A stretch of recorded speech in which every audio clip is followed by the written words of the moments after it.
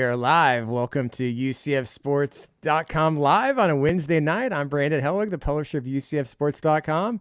Guess we'll kind of go around the horn a little bit, and I'm honored tonight to be joined by a guy who, if you watch this, if you watch Sons of UCF, if you listen to any podcast, the OG of UCF podcast is Andrew Fegley of Nightline. You actually started the first UCF podcast, about 10 years ago? Something like that. I was just trying to look to see when the actual first episode was. I think that it was in 2000. It was either 2013 or 2014. So. Okay. But yeah, it was. It went for a while, a good 9 or 10 years. Somebody said it was 10 years. Somebody said it was 9 years. Whatever.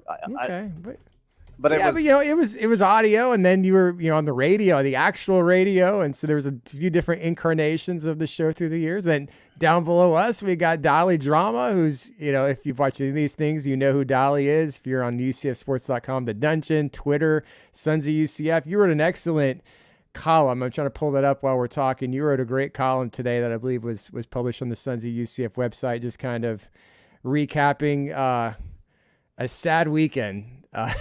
Because we got to use your headline a little bit. A sad weekend for UCF's Big 12 home opener last week. Yeah, I had to kind of just write that out and get it out in the ether, man. That was it was such a good Saturday day with mixing up of fans and seeing a bunch of people. Got to meet Elo, finally meet Adam Eaton's family for the first time. Vibes were high, man, for that first entire half, and then it was just like watching a slow car crash the rest of the way. I'm still pissed off about it, but we move on. Yeah, so we're going to talk a little bit about this past weekend and some other topics. About 8:30, we're going to bring in a Kansas fan, Bryson, who's kind of well known in those Jayhawk Twitter circles. He's going to talk to us for a few minutes about KU and kind of maybe give us some advice for people heading to Lawrence this weekend, to kind of different places to check out. It's kind of like deja vu. Just we're in Kansas a couple weeks ago for the K-State game, but let's just kind of, I know we don't really want to, but we kind of have to kind of rehash a little bit what happened last weekend. It was, I don't know how the game, it was a strange feeling. I don't know why it was. We were so hyped up for this moment for the first Big 12 home game, and maybe we kind of look back at things with different kind of glasses because we know how the game ended, but it had a weird vibe from the very beginning when there was, big empty section when we thought I was visualizing, and I know it wasn't a night game, but I was visualizing like 2018 Cincinnati vibes. That was kind of what I was anticipating for what it was going to be like. And it just seems like when you got to the stadium, it was hot, of course, but the crowd wasn't really into it. I mean, they're into it, but it just wasn't loud and electric. I think people were just kind of tired from tailgating or something. The students were a little bit less juiced than they were. There was less of them. Like, how did you guys feel being in the stadium last week? Well, it was my first game of the season. I hate to admit that, but I've been working a lot, and it was the first chance that I'd gotten to get out there. I was kind of expecting, like what you said, I was expecting either like a feeling of the, what was it, 2017 Black Friday. That game was probably the craziest game I've ever been to, or one of those, I thought that it was going to feel like that, but being welcome to Power 5 and playing at 3:00 in the afternoon instead of being able to choose your times a little bit more, that was weird to me in the first place. And then, but everything else was totally vibing. It was awesome. I was having a great time. And then, all of a sudden I look up at the scoreboard, not really paying attention too close, and it was getting out of hand. So yeah, I was kind of expecting that same vibe of, I don't know, maybe sometimes it's like the chase is a little bit better than actually when you get there. And I think we kind of had that feeling a little bit. It was a 3:30 game. It was a whiteout. Was it a blackout? Whatever we were trying to do there. Yeah, I wore black too because I didn't know about the whiteout thing. Yeah, so.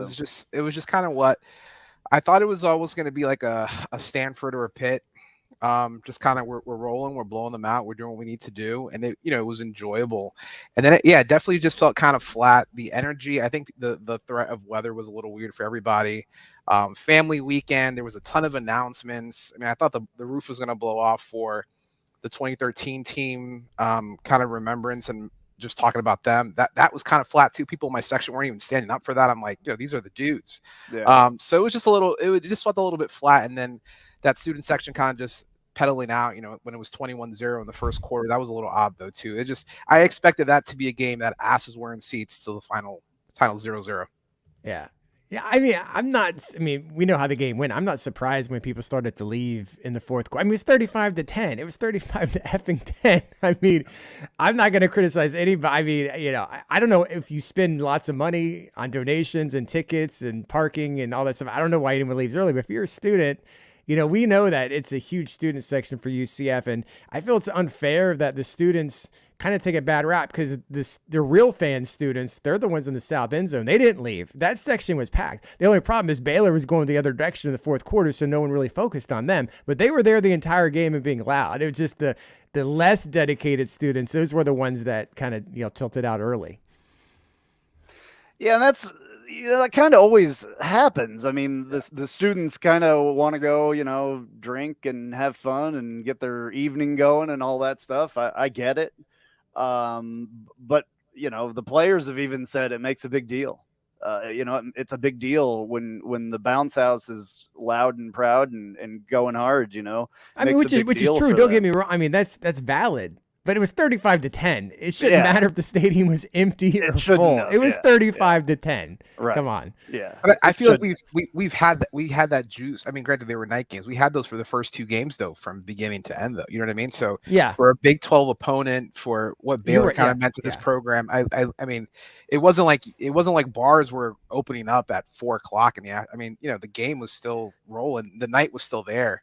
I just expected that place to just be chock full from beginning to end.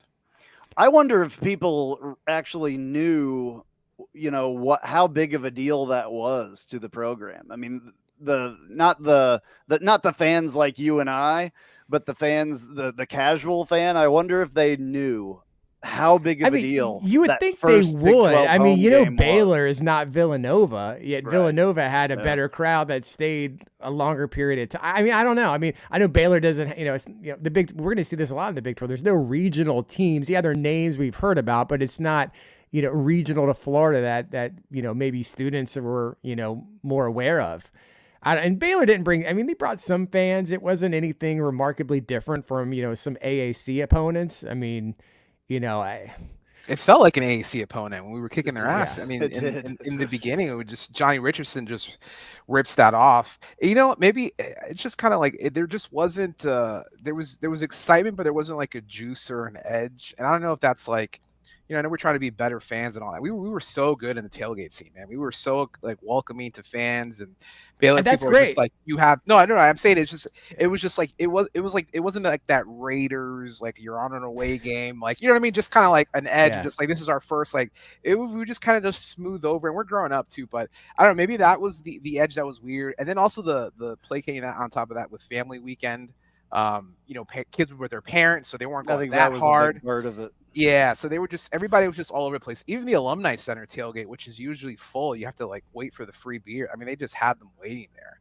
And usually those rooms are just, all full and you can't even get a word in edgewise, but it was pretty empty. So even Burger U wasn't even that hopping as it was before. But once you got to the stadium, it looked full. It just, the energy was just kind of pilfered out after that. As we got to the fourth quarter, when did you start to become legit worried that UCF could lose the game? That fumble. Yeah.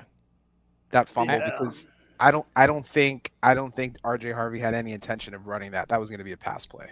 And that's when I knew that that the play calls weren't coming from Darren Hinshaw.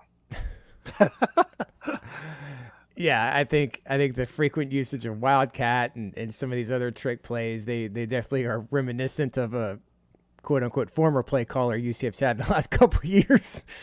I don't, whether he directly has acknowledged it or not, I don't think any of us should be surprised. He said he was giving up play calling. That doesn't mean he's giving up all play. He's the head coach. He has the prerogative. It's hard to do after so many years of being, the play caller and the head coach. It has to be incredibly hard to do. So, yeah, it is what it is, I guess. It's. I'm still on the Gus bus personally. I don't think it's even close to being time to jump off. I'm still on the Gus bus, and he's definitely added kind of a different layer of an institutional legitimacy of just as a CEO type to kind of run our program. He's seen what it looks like at the highest level. We're not the pressure cooker that we like to think that, like an SEC West team. I've seen he's our guy for now. Just take us to the next spot, have this transition. I wouldn't want a new guy just hop, skip, and a jump like we had for the last two guys. I just got to see a little bit more consistency, a little bit more juice, and it's hard to do it when he's so kind of paranoid with the media and doesn't really share stories, or just can't kind of see that development in camp, or just kind of all we have are those 60 minutes on every Saturday. And I'm thinking to myself, why the hell did Johnny Richardson only get 6 touches for this entire game? He was crushing it. It's like he's scared to showcase talent because other schools can maybe portal pop for them in the fall. I don't know what it is, but it's just very huddle. And I think this was a game that you just had to kind of roll with that blowout. Just kind of listen. Like, this is when you come to the bounce house. We're a formidable place to play, and it's going to be hard to get wins here. It just sucks that our first impression of the bounce house is what we had this weekend. It's an alarming trend, though. If you go back to late last season and then you add this game to it in terms of how UCF has finished down the stretch. I mean, that USF game last year, I mean, it was kind of a similar situation. I always say, we think differently of it because of Holy Holler and UCF actually won the game, but just there's some alarming trends here in the last few games dating back to last year that, it's cause for concern a little bit. I mean, we're going to talk about Kansas in a minute. I have no idea what to expect. We all think we have a good idea about this team. I don't know anymore. First of all, we don't know who's going to play quarterback on either team, but is this team going to respond to pressure now that their backs are against the wall? Because this is a pivotal moment of the season. It's like a crossroads. If you don't win this one, I mean, it's going to be real tough in 2 weeks after that to go to Oklahoma. And, Jeff Levy and Dylan Gabriel, they want nothing more than to score as many points as possible on UCF. Yeah. I mean, if you go back to the last time that it felt like this at UCF that I can remember was that 2015 season. It eerily feels the same way, in a way, just because we're losing to teams that we shouldn't, like the debacle of last Saturday, the game, the fans, everything else. It felt weird. And I know that a lot of people have said, oh, this is the worst loss. And I don't mean to bring that up early, but it's one of those things. I don't think that it's the worst loss. It sure feels pretty bad. But this is a game that, being in the Big 12 and stuff like that, you're going to have days like this. The Big 12 is a different animal. I don't care what anybody says. And I've said it for years and years, no matter what conference you play in, it's still good football, blah, blah, blah. But we're stepping up a big level. So I don't know. That's just what it feels like to me. And if we were to have to stumble a couple of more times, I think that it would get even closer to feeling like that, and that's not a good place to go. And I hope that the team just doesn't lay down like they did, back in the day in 2015. So, yeah. I think though too is just I think we had a little delusions of grandeur of thinking that we were kind of like, oh man, we kind of hung with K-State, we could we make a title game, and just looking at Texas and Oklahoma, what they're pummeling, it's probably 1A 1B the best teams in the conference, right? But if you had your preseason predictions, I think I had us at a 7-5, and I was picking Boise State was like a pivotal win that you needed, and people are just like 6-6, let's just go bowling. To me, that would be a great season. But if you're up 35-7 and you let that crumble away, that needed to be one of those W's. It's like, it's like your house burns down, but you're just like, we were expecting to move at the end of the month though, so it's okay. It's just like it's just not acceptable. That's a good analogy. The way that just happened. That was the people that you had on the team from 2013 UCF were down 28-7, 3 touchdowns at Louisville. Number 6 team in the country, and they came back to win that. That was Louisville's only loss that entire year. Went to Penn State. Gave them the only out-of-conference loss that the Nittany Lions have had in the last 10 years. Those guys had mental fortitude to just finish games. And the way that we crumbled in the second half at home, and then to blame fans vocally, you can think things, but not, put it out on the Twitter spheres. It just sucked, man. And we have to emotionally vault that entire day because it was the biggest crumble. It was Baylor's biggest comeback victory and one of the worst losses we've ever had. And now you have Gus Malzahn on the field for the biggest moment of UCF and the lowest moment, Peach Bowl, and for me, that game on Saturday. When you talk about, predictions and where UCF is going to finish their first year in the Big 12, and you mentioned that, everyone would be happy with the bowl games. And that's kind of a loserish mentality, I think. It's one thing for UCF to play in Oklahoma or Texas. I know they don't play Texas this year, and that's going to be tough. Just those programs have been recruiting at a high level for years. But on paper, if that means anything at all, which I don't know if it does, UCF's been recruiting on par with the Baylor, at least this incarnation of Baylor, with the Kansas State. I know they're the reigning Big 12 champs. I didn't necessarily expect that to be a win, but with Kansas, with, West Virginia coming up, Oklahoma State, UCF hasn't been recruiting really any differently than those schools. You get transfers in the portal. You expect those guys to play right away. That's frankly been disappointing this year. There's a few guys playing, but I think the expectations were a little bit higher in terms of some of these transfers and how much they were going to contribute. You look at linebacker and it's, the same guys Jason Johnson is a serviceable linebacker, but other than that, they're having trouble finding anyone that can do anything. They brought in, 2 transfers that they barely even see in the field right now. I just kind of balk at that when people say, well, UCF's going to step up, which don't get me wrong, there is a difference, obviously, going from the American to the Big 12, but UCF's been recruiting. They've known they're going in the Big 12 for the last 2 years. This isn't like SMU finding out 2 weeks ago they're going to the ACC next year. All right. They've been able to recruit and prepare for this moment, and they're playing teams that, frankly, the UCF has been recruiting just as well, if not better than. Yeah. I felt confident going into the K-State game and felt confident going into this Baylor game. I thought that we would destroy Baylor. I thought what happened in the first half is what was going to happen. K-State, I knew it would be a dogfight, especially there. And, it just seems like in both of those games, UCF has kind of just, fallen asleep at the second half of the game, or at least fourth quarter. I don't know if they're getting tired out there. Maybe the conditioning's not as good. You wouldn't think that, being in Florida. It's hot all the time, everything. I don't know what's going on, but it needs to stop. It needs to be fixed immediately. I think it's a defensive thing personally, more than offensive, in my opinion. Yeah, you got to think too, man. We had some dogs on defense that portaled out. Tatum Bethune's over at Florida State. We just had Jeremiah Jean-Baptiste is at Ole Miss. He was making plays the other day in their LSU. They're winning against LSU. Yeah, so it's just that depth. I think we'll get some recruiting with the linebacking coach that we have now. He's a dog. He'll have some time to get his guys. I think it's just our defensive mindset is just kind of. They break down a little bit too quickly. I don't think we portal pop like we thought we were. We kind of hit the first 2 years of the portal with Malzahn here. I just think it's a mentality, man. You just, that score got gaudy off quick scores. They had rest. Our longest drive, I think, was a little bit over 7 minutes to start the second half.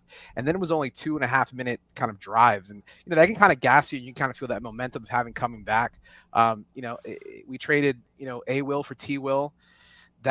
Is he in a little bit over his head, or is just the cupboard bare on talent that he has? That could be it too. But, when he's saying that guys are out of misalignment or they're just gaps that they're not covering, we're going to game 6 this week. It's just kind of like, you kind of knew what you had to have in camp and what you can kind of plug and fill. So we'll see what happens, man, because Kansas, it gets real exotic. They have a lot of motion in the backfield. Jalen Daniels is a man just by himself that could make whatever he wants happen with his legs, and then pop you for a 15-yard pass over the middle.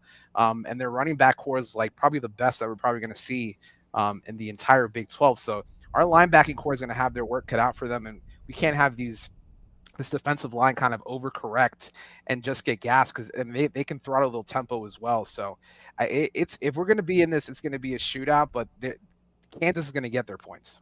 Is it a depth thing, do you think? Everybody talks about depth.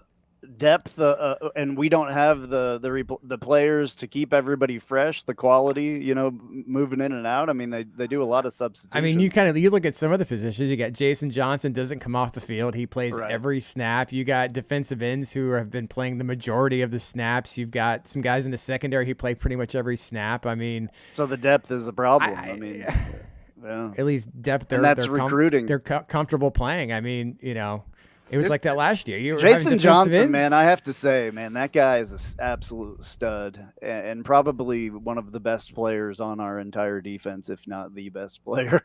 I mean, just what he does every game that he plays in. And he's the interview all-star. He does every press conference, especially after a loss. Like, no one else on defense can talk. He's the one they have to trot out there. Yeah, he's awesome, and we're very lucky to have him, and I wish we would have had him earlier in his college football career because we're getting him kind of at the end of it. But, it blows my mind anytime I look at the stats and see him up there with the amount of solo tackles and stuff that he has. I mean, it's crazy. So hats off to that guy. So where are you guys this week in terms of just, are you still kind of getting over last weekend? Have you 24-hour ruled it? Have you been moved on for a few days? Is it still just kind of this haze? Is like the hate, like that smoky haze that's been through Orlando. I still kind of feel like that's that loss hanging in the air. It's tough to kind of move on. There's no 24-hour loss on this one for me because I kind of really looked at it. It's like the last 10 games we've given up 2 20+ point leads. It was this game and the Cows. We haven't won against a P5 opponent in the last 10 games, and just these little debacles that we had. Navy was a terrible loss, just everything imploding at ECU. It's a certain pattern. And listen, I know Gus hasn't been blessed with the quarterback health, to start the season, to end the season. But I mean, at a certain point, it's just like in game, there's got to be a pivot mentally, some mental fortitude that, guys, we're up by 28 points. Like, this is your first home like you were literally the first team that's ever played on this field with the Big 12 patch against in a conference game. There's got to be a little gumption of pride to that. And I just feel it's just lackadaisical and just kind of just a slow death that they got to put it together for this weekend. And it's going to be a tall order.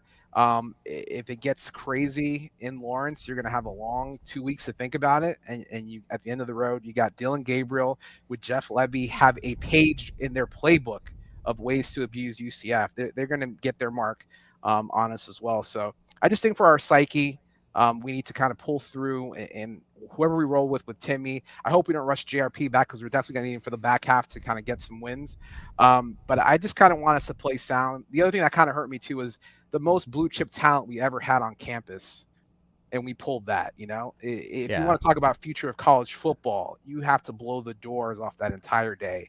And we fell flat on that. I mean, that was going to be go ahead. You can kind of spin that a little. I mean, I know Rook was like, that means I could play right away. No, that was not what UCF wanted. Although I did talk, there is a player I did talk to the other night. I'll be posting an interview tomorrow on UCFsports.com. Dominic Stewart. He's an offensive tackle from Atlanta Westlake. He's a guy that he was a basketball player. He's real skinny. He's put on a lot of weight, and a lot of schools are starting to come after him. He's committed to Troy, but UCF just offered, Missouri offered, a bunch of schools are coming after him. He loved it. He said the atmosphere was great. He was next to the good student section, so he was talking about how great the students were. So, I mean, there was a lot of good things about that day, but that's just not the way you wanted to end that game. I mean, that was just that was probably the best recruiting visit list that UCF has ever had in the history. And that was going to be my question. That was what I was trying to. I just wonder what that did to all of that. Like, did that? I mean, you don't want that to happen. I mean, you don't want that result to happen. Do you think I think it's have still a okay. lasting effect, though? I mean, I don't think it's going to have a lasting negative effect. I mean, guys are still, they're committed. They believe in Gus and where the program is heading. And, I guess you could kind of just sell it. Hey, man, we got a ways to go to compete in this Big 12. You come in next year. We need you to come in and start for us right away. So it's maybe not necessarily a bad thing, but I knew you wouldn't have a better showing. That was kind of my biggest worry with the whole thing. And look around this. I mean, UCF's competing against, Florida. Florida had they just lost to Kentucky and they haven't looked so hot. I mean, Miami's doing maybe a little bit better this year, but none of these teams are really knocking the socks off of anybody. I mean, Florida State almost lost to Boston College a few weeks ago. I mean, I know they're, better than the other state programs right now, but it's I mean, stuff like games like that happen. Hopefully not, 29 unanswered points from Baylor happens, but losses like that have been happening. But and we're going to bring on Bryson Stricker in a few minutes. He's a popular Kansas fan on Twitter, and we're going to talk a little bit more about UCF's trip to Kansas. Obviously, you're wearing the KU hat, and I've always known that for years. When you're doing the UCF podcast, but you have Kansas ties. You're from Kansas. You went to Kansas. Can you kind of just tell us about your ties? I'm a Kansas alumni. I was on the football team. I am from there. I'm about, what did we say, 30 minutes away from Lawrence, a little southeast of there. That's home. The whole thing is home. Kansas alumni. So I started doing the UCF and even got introduced to UCF from my wife. When I met her, she's like, "Hey, you want to go to a football game?" And I was like, "Okay, what, like a high school game or something?" "No, UCF." And I'm like, "What is UCF?" I'd never heard of UCF, even with Dante Culpepper and everything else. But I went. It was in 2010. It was against Rice, I believe. Jeff Godfrey, I believe, it was one of his first games that he started, and I was blown away, and I got excited, and that there was college football close to me here in Orlando.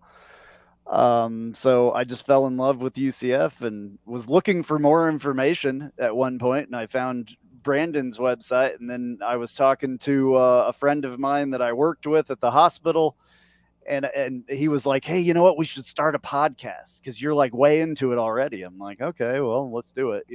I have all the gear. It's not a big deal. So we did, and it was fun. It was fun for a long time. It just it got old, and anytime you do something for a long time, it's time to make a change. Anyway. All right. Well, we got him on board now. Bryson Stricker. I know he's popular amongst KU circles on Twitter and everything, and you've done some media stuff, right? The past Bleacher Report and.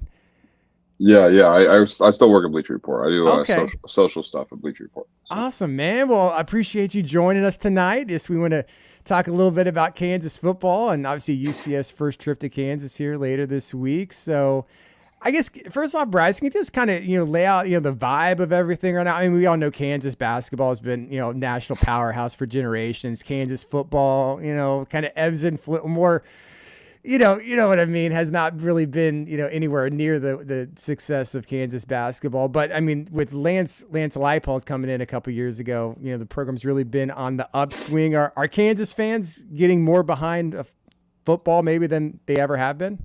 Yeah, no, I mean, I think, the diehard, even through the Beatty and the Gill and the Weiss and Les Miles years, like there was 20,000 there, with decent consistency that stuck it through every week.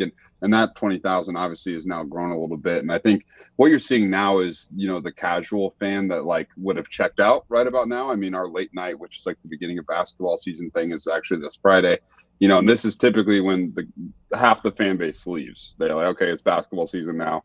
We're chasing national championships, but now there's still the interest. And I think this game this week, I don't think we're going to get sold out, but we're going to get pretty close. Which at the end of the day, 3 years ago, I don't think anybody ever would have guessed that. Did you guys have any questions for Bryson about Kansas? Yeah, Bryson. So kind of the last couple of years with Leopold and Jalen Daniels in the mix, you guys haven't gone bowling in back-to-back years since that 07-08. That was Mangino. That was a crazy college football season too. Just people ranked at number 2, the curse of number 2. To kind of have that back-to-back year, obviously just coming off that Texas loss, but Texas is in a different class this year for against the whole Big 12. What's Jalen Daniels kind of meant to the Kansas community the last couple of years? Yeah, I mean, he's Lord and Savior around here, man. I think you see obviously now too with him being injured, you can see the fan base, I think, is kind of really solely dependent on him. I think maybe too much, I would say the fan base associates winning with him. And I think some of it's obviously rightfully deserved. Preseason, offensive player of the year in the conference and stuff, and really, really talented kid. But the fan base, Jalen Daniels is our Lord and Savior. It's kind of still in that echelon that you only see the basketball players get around town. But, Jalen Daniels obviously played a huge role in Lance. I think the people are ready, for Lance to stamp his long-term commitment here beyond just a contract and then building a statue, because I think seeing the success where it is and as quick as it's gotten, because it always got sold to us. Oh, you're going to have to wait. It's going to be a process. David Beatty, we need 5 years. Les Miles, it's going to take 5 years, but it's like second season here, Lance Leipold took us to a bowl game. And now this season, man, like, I said it before the season, the win total was at 6, and it's like, okay, hey, it's going to be close, but it's like, we might only be, at least betting wise, underdogs against Oklahoma and K-State the rest of the way. And heck, it might even be a pick 'em against K-State. So, you're looking at a situation where in theory, Kansas could look at 9-10 wins and no one would be shocked. And that is nuts, because we used to lose 10 games a year just 2 years ago.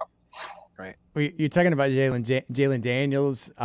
He had some injury issues last year. I understand, I guess he had that back issue crop up in the preseason camp. No one knew he wasn't going to play at Texas last week. I guess he tweaked it in the team hotel before the game, and then, he doesn't come out and start, and everyone's shocked. So do you have any idea? Are we going to see Jalen Daniels this weekend, or are we just going to find out when we get to the field on Saturday? Lance probably wouldn't appreciate me saying this, but I'll probably tweet it at some point, so I don't really care. Like, I don't think Jalen's going to play. Really? It would be a, like, massive positive turn of events for that to happen, and simply just because, like, it's some sort of lower back issue. I'm not a doctor, so I can't even begin to speak about it. But, like, I think it's one of those things that it's like keeps flaring up, and like we saw it happen in fall camp, and we saw like 2 to 3 weeks before he was ready to play, and obviously he missed the first game of the year too. And so I just don't see him being able to play is one problem, and then it being worth having him play immediately after being ready to play is probably not a risk I think they're willing to take.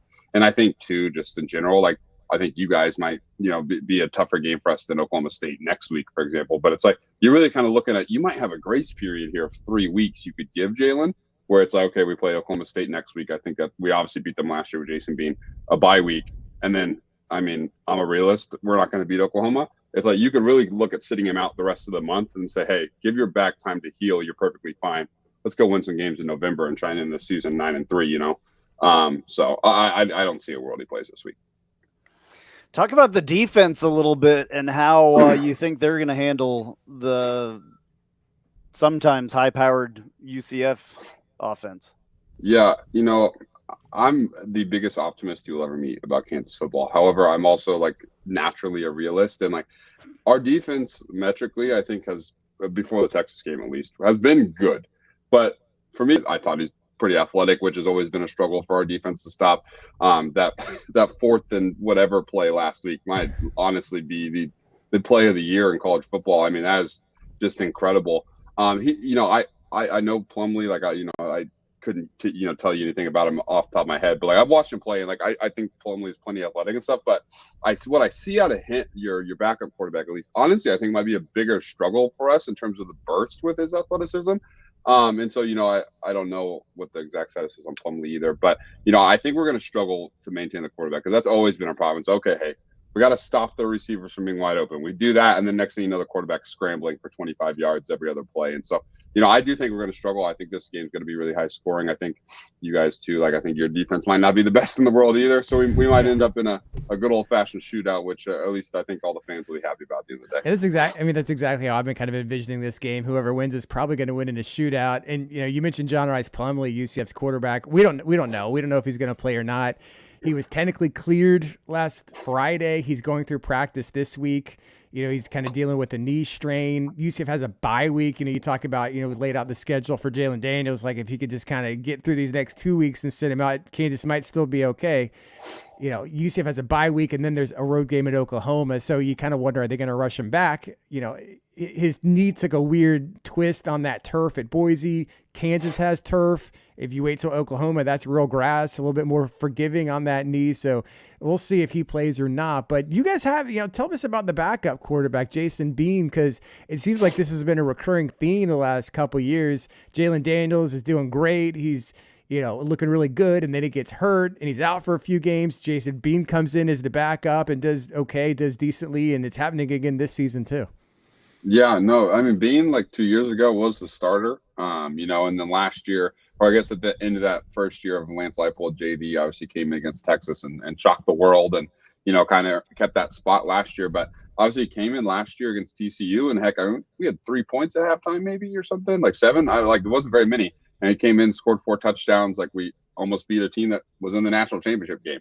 And so Jason Bean's got the talent, but I think what the difference is that it's two completely different skill sets. And I think too the biggest issue, at least the fan base has, and it is a real issue, is that he's not one for contact, whereas Jalen Daniels doesn't really have a problem putting his shoulder down, which is also probably half the reason his body's in pain all the time. But I think Jason Bean's good. He's a talented kid, and I think it sucks for Jason Bean because like he faces the brunt of the fan base that he's not Jalen Daniels. He's not Jalen Daniels, but there is still the talent there. I don't think at the end of the day, I think there's maybe 2 or 3 games, and heck, you guys might end up being one of them, where it's like, having Jalen Daniels or Jason Bean is that big of a difference. But at the end of the day, I think the coaching staff trusts him, the players trust him, and the skills are still there. It's just a little bit of a different mindset. And I think last week, for example, when you get 90 minutes of a head start to know that he's playing, you're probably not going to be as prepared as this week having about the entire week. I told somebody the other night that Jason Bean, because obviously I'm a KU guy and a UCF guy, so I win either way this week. I also lose either way, I guess.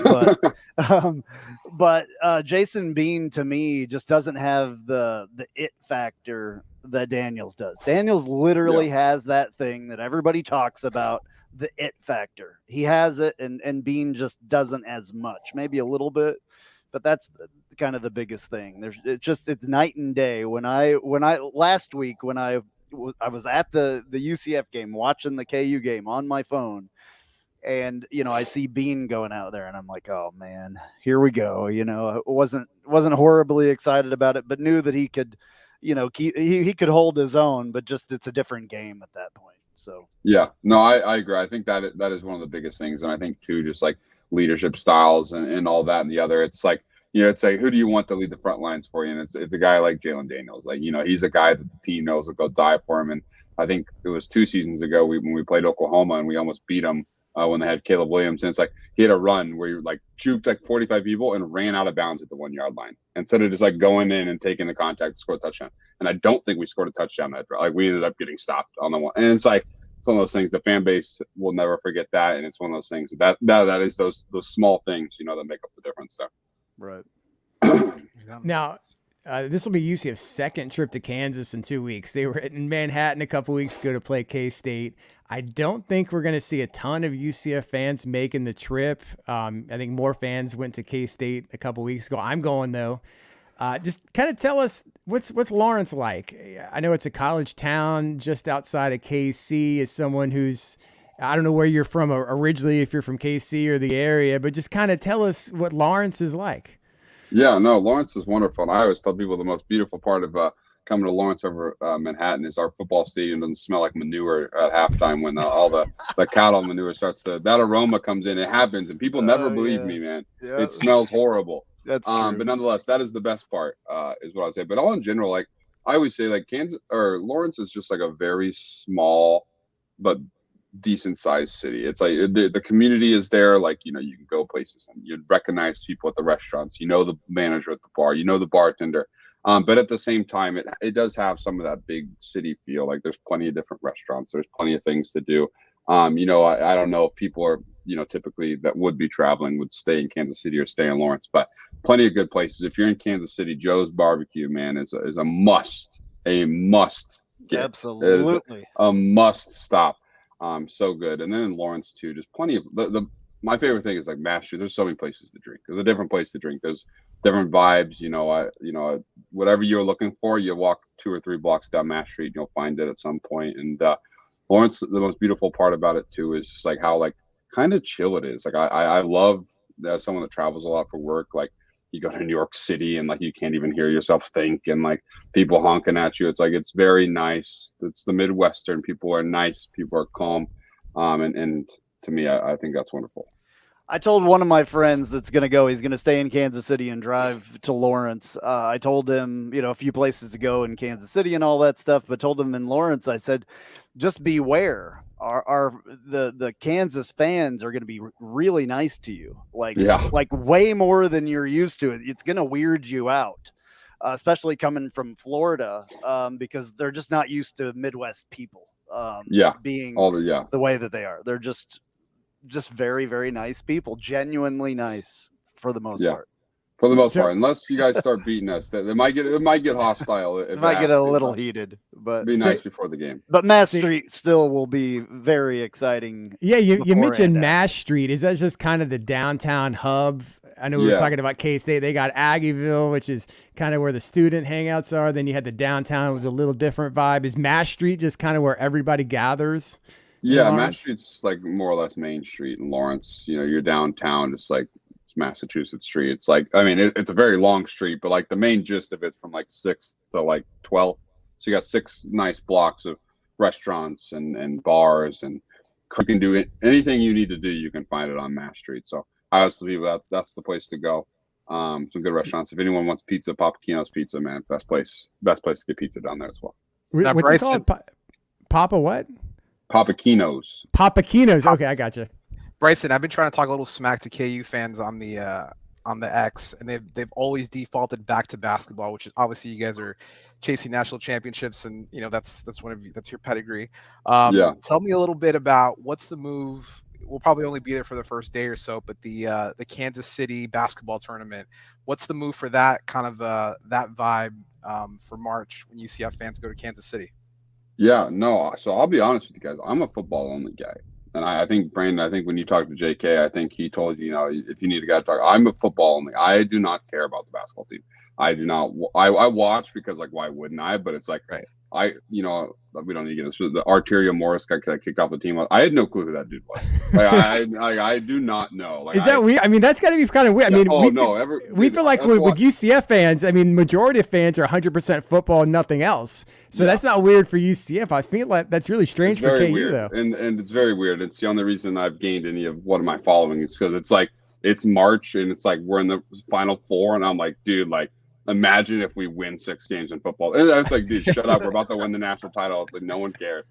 But yeah, I'm a football only guy. But I do like, you can't go to Kansas and not, watch basketball and appreciate it. And who am I? Everyone loves March Madness. Like, who am I not to appreciate it when it comes around? But yeah, I can't say like the Power and Light area, like right next. I don't know if you've been to Kansas City, but the arena is right here, and then Power and Light's like right there. That whole area is bumping. That, like, I think the tournament starts technically Wednesday night, but like Thursday, Friday, Saturday, that place is popping. Insane. Really, really, really fun.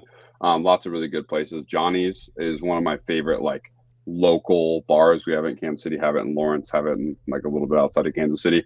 There's one of those in Power and Light.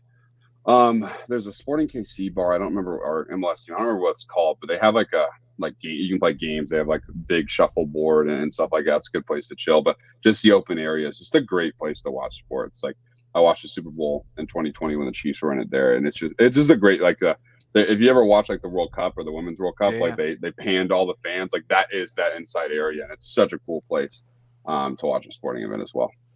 What is the game day vibe like at Kansas? When I went to Manhattan a couple weeks ago, I just took a quick detour and just drove by the stadium and the campus. That's all I did, and then I went over to Manhattan. I know the stadium is kind of nestled in a campus semi-residential area. It's not like K-State, which is like there's a lot of parking lots and a lot of tailgating areas. It seems like it's kind of more compact in the middle of a neighborhood. So what's it like on game day?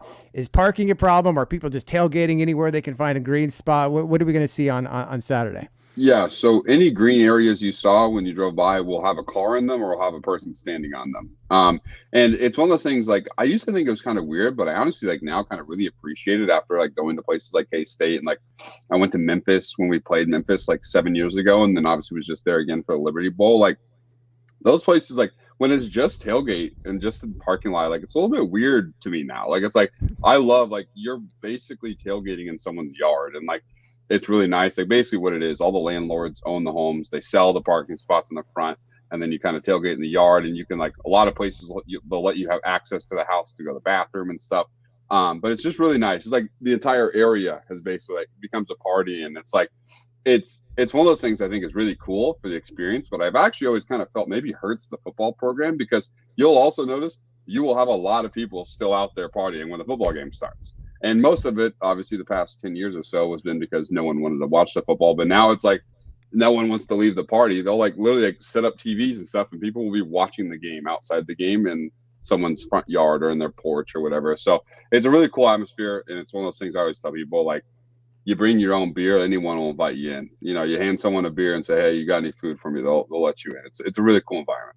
Awesome. What's it like in the actual stadium during the game? Like, what kind of vibe is there? I mean, I know you guys are hoping to get 40,000+. Is it a good atmosphere? I mean, are students still kind of learning how to behave at football games, or? Yeah, I think the students bring a lot of like that basketball energy, which is good, especially in the first half. The problem we've had is they've been leaving at halftime because we allow people to leave and re-enter, and now they just don't come back. And I think that's kind of been our problem. But I think the students have done a good job. Like I think the students everyone loves college football. So like they want us to be good, and we are producing results. So it's one of those things. It'll get loud in there. You know, it's not gonna be the loudest place you guys be. It won't be louder than K-State. I'll be honest about that. But it'll be a good atmosphere in there. And I think too, like, you know, one of those things, assuming it's a close game, like I think that's been our problem this year is like, you know, first game of the year, we killed the team. We played Illinois. We were up like 28-7. Like it got close at the end, but it should never have been close. And like we haven't really had that game where the fans needed to get involved. But I think, you know, TCU last year, I think even their coach afterwards said, "Man, I've come to Lawrence, Kansas like 10 times, and it's never like this." So it'll get loud in there when it needs to. Do you guys have any final questions for Bryson? Not really. I have all kinds of Lawrence, Kansas questions because I haven't been there in a long time. But where are you at? Yeah, so I actually live in Lawrence now. I moved back last year. Yeah, I live on the very outskirts of town, like by all the other like KU soccer stadium and stuff like that on the outside of town. So I love it here, man. So if Jason Bean is going to start for KU, we have no idea who's going to start for UCF. I would assume Timmy McClain until we hear otherwise. What's your vibe? I mean, you kind of said it at the onset. You're kind of expecting a shootout. Maybe whoever has the ball last wins. I don't know. What's kind of your outlook? What's your expectation for Saturday? Yeah, I think whoever has the ball last, like, is either gonna probably someone's gonna have the ball, in my opinion, like with a minute and a half left to try and tie the game, win the game. Like someone's gonna score late and then take the lead, and someone else will be driving to try and score type of situation. And you know, I think you guys are good. I think UCF in terms of like immediate football like skill, you guys are probably the best new team in the conference.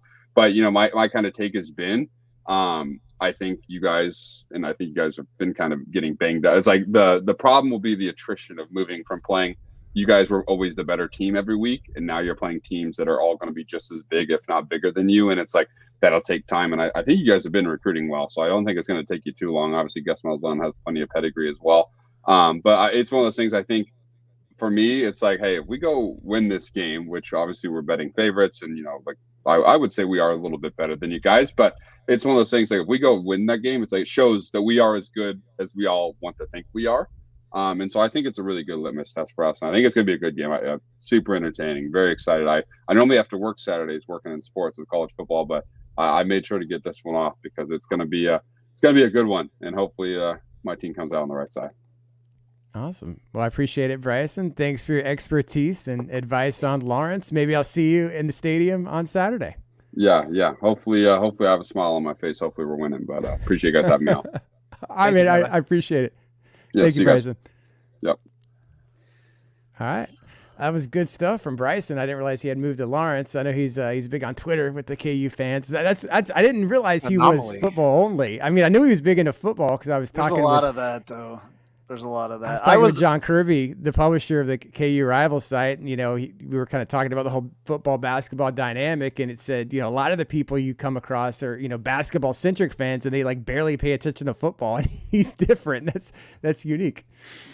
Yeah, I was kind of like that coming from that school in that area as well, to be honest with you. I was more of a football guy, but then you can't not get involved in Kansas basketball if you go to school there. It's pretty much impossible. But you're either one or the other, I think, fans. So it is kind of interesting and different.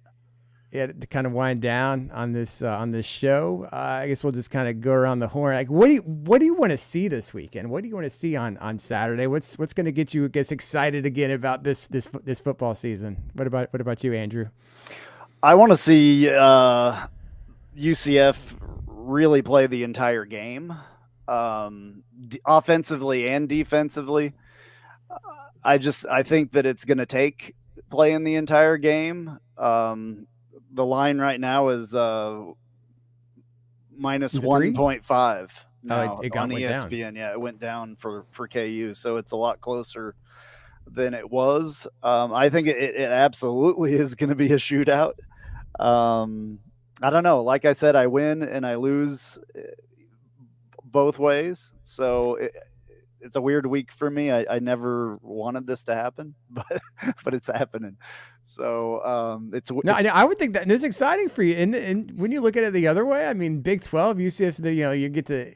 I'm extremely proud of UCF being in the Big 12. Absolutely. But it was never a problem before because my two teams never, commingled.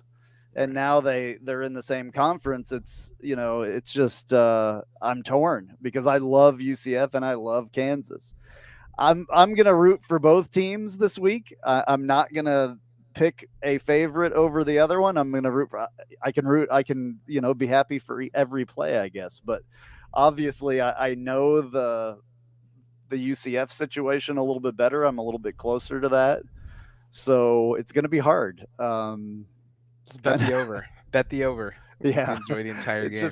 I'm going to enjoy the thing. I'm going to be I'm already nervous about it. I've been, I took made sure I had the weekend off. I was going to go, but then, financially it didn't quite make sense. I wanted to drive there and drive back, but it takes a lot of time. So, I just want to see UCF play a whole game. And I hope that like the KU crowd is there for the school and stuff like that. I kind of wish more of that for Kansas than anything else. This is a big moment for Kansas this season.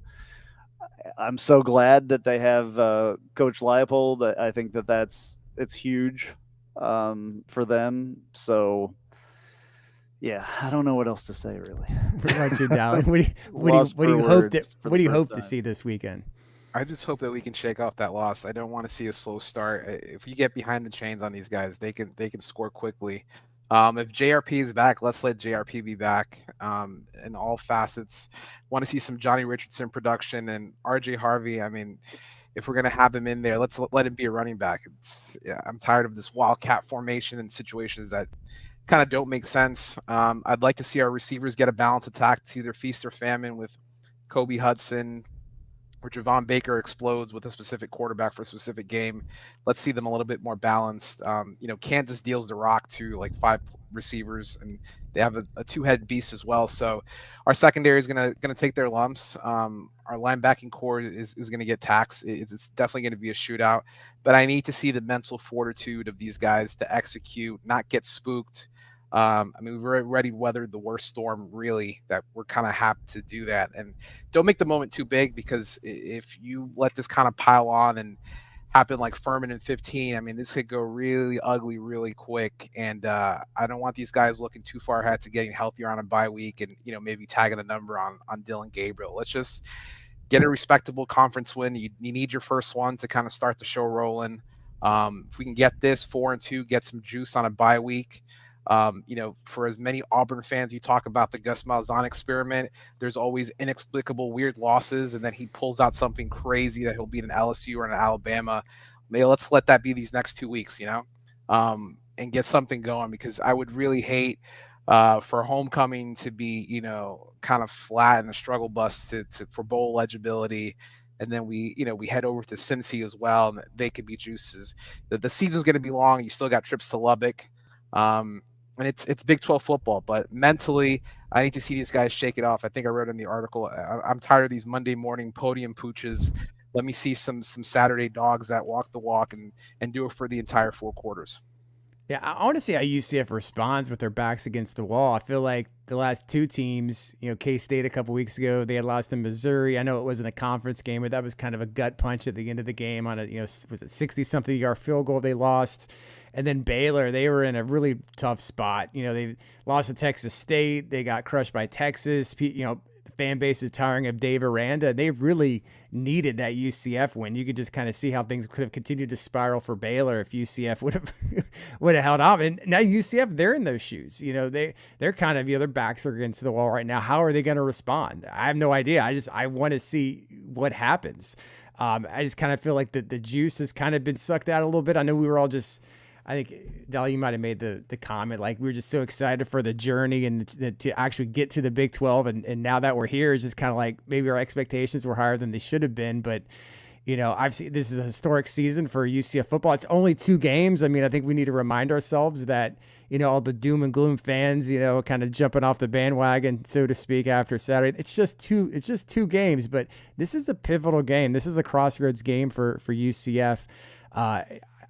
I want to see John Rice back as soon as possible, but only if he's close to 100%. I mean, I think it'll take some time for that knee to get there. You're going to a situation that, I'm not sure how good their turf is. I know it's artificial, and you don't want to rush him back too soon and get him, hurt or just lingering, because you're going to need him for that back half of the season, which I think is more manageable when you look at opponents. And maybe West Virginia's a little bit better than we thought they were going to be. But there's some winnable games in November. You got Cincinnati. You still got to go on the road. They've looked okay at times. You got Oklahoma State, hasn't looked so hot. Texas Tech maybe is not quite as good as maybe we thought. And then you got Houston to end at home. These are all winnable games during the month of November. So you want a healthy John Rice for that run. But man, I just want to see those guys punch back. Like you said, Dolly, can't get behind. I just want to see someone step up. That's what we were waiting for in that Baylor game. Just if one guy makes a play, it doesn't matter if it's offense, defense, or special teams. Like, I don't want to rag on anyone in particular. Maybe I'm about to, but like there was a terrible punt. If that was a good punt and Baylor has to drive the length of the field, maybe they don't win.